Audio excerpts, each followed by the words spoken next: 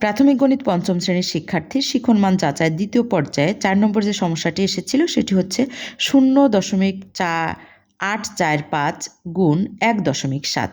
এখানে 0.845 হচ্ছে গুণ্য আর 1.7 হচ্ছে গুণক।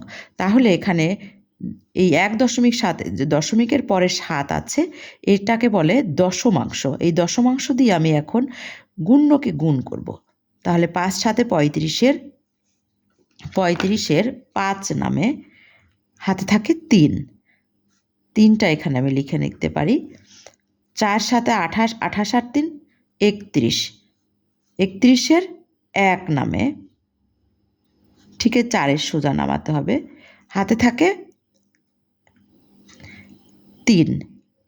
তাই 3 আমি আবার এই 8-এর উপরে এখানে লিখে নেব। এইটার পরে যোগ হবে 7 8 56 আর এই 3 57 58 59, 59-এর 9, হাতে থাকে 5। তাহলে 7 0 0, তাহলে সেই 5 এখানে শুধুমাত্র 5 নামবে।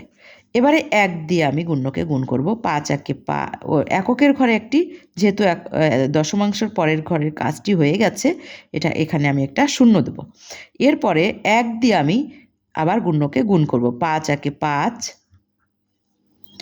4 একে 4, 8 একে 8, 1 0 0। তাহলে এবার আমি যোগ করব। 5 5 আর 1 6, 9 আর 4 13, 3 হাতে থাকে 1, 8 আর 1 9, 9 আর 5 14, 9 আর 5 14 0। এখন আমরা দশমিক বিন্দুটা বসাবো। গুণটা করে নেওয়ার পরে আমাদের দশমিক বিন্দুটা বসাতে হবে। এবার আমি গুনব। এখানে আছে 1 অঙ্ক পরে দশমিক, তাহলে 1টা, আর এখানে আছে 3 অঙ্ক, তাহলে মোট হচ্ছে 1 2 3 4। তাহলে এখানে আসে ফলাফলে আমি 4 অঙ্ক পরে এসে আমি একটি দশমিক বিন্দু দেব। 1 2 3 4, তাহলে এইখানে আমাদের দশমিক বিন্দুটা বসবে। তাহলে এইটা হচ্ছে গুণফল।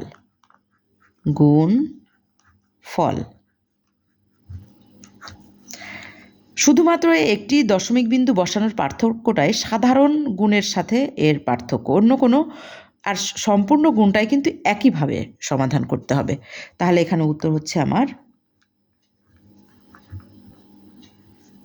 1.435। আশা করি তোমরা বুঝতে পেরেছ। এই ধরনের সমস্যার সমাধান এরপরে তোমরা অবশ্যই করতে পারবে। আল্লাহ হাফেজ।